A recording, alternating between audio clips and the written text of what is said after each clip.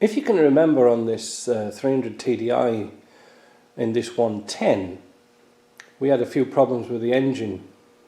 Now that's all back together again, I can show you now how I installed the dual charged battery system that the customer wanted. Now we did it in a little bit of a different way, just using some very basic materials, and I'm going to show you how I did it.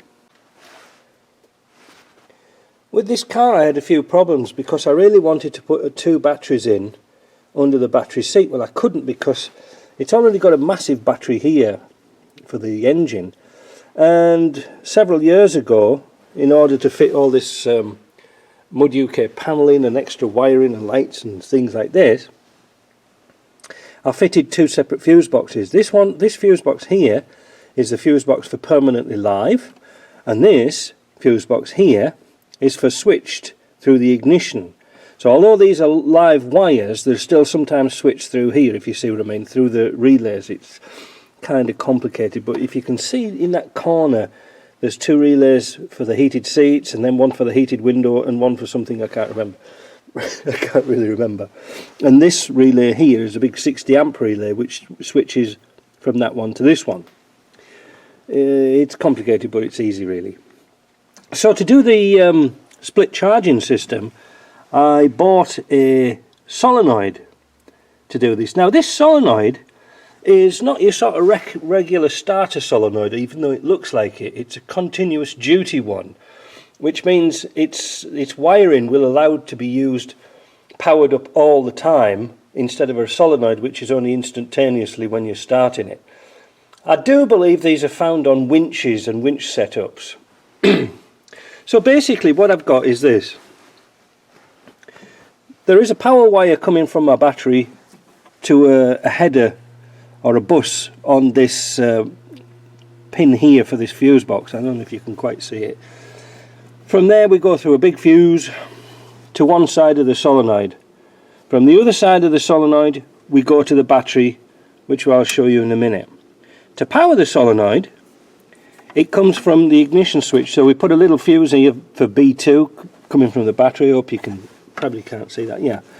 B2 goes through a small fuse, and then that goes to one side of the solenoid, and the other side of the solenoid goes to ground.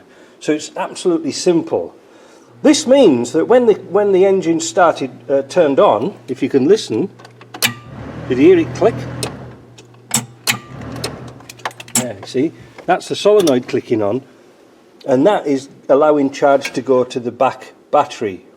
But when the ignition's off, we can still use the rear battery without discharging the front battery, which is most important. Now in years gone by I'd use these fancy gizmos for split charging diodes and things like this, and they very, very rarely worked. I was very disappointed with them. So let me go now and we'll show you how I set up the battery.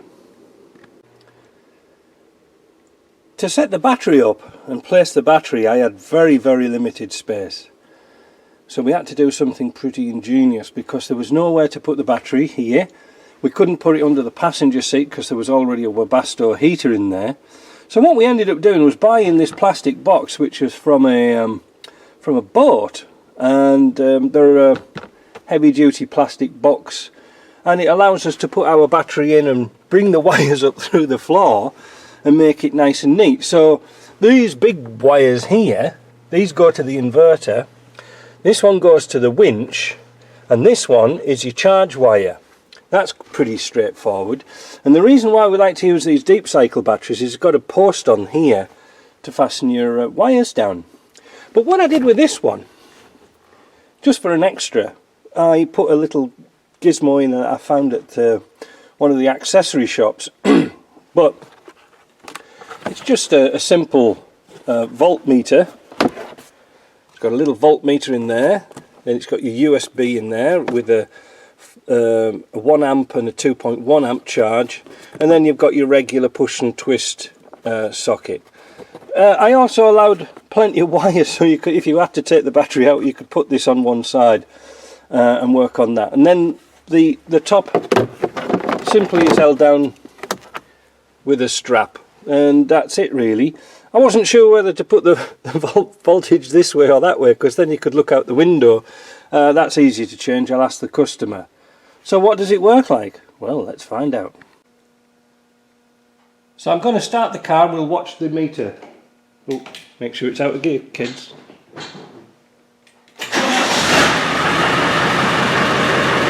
Now I know it's backwards, let's go inside.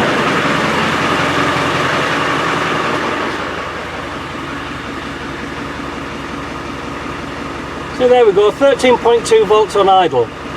Well, that's not too bad, so that's working quite well.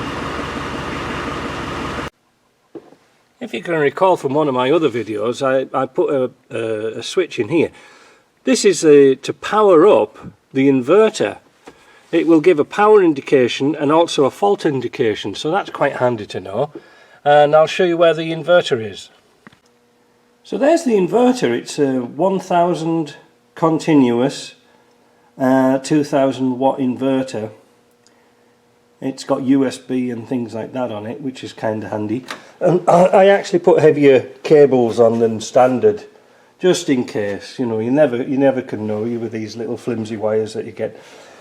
It was a bit of a difficult job trying to run the wires through to this one, but it's got 2 outlets on there, and I actually used a 1500 watt heater on that, and it worked quite well. I don't know for how long, but it would work quite well. So that's an installation for you of a dual battery, inverter and a switch. All very simple, nice and easy to do, so anybody can really do that. Alright, talk to you later.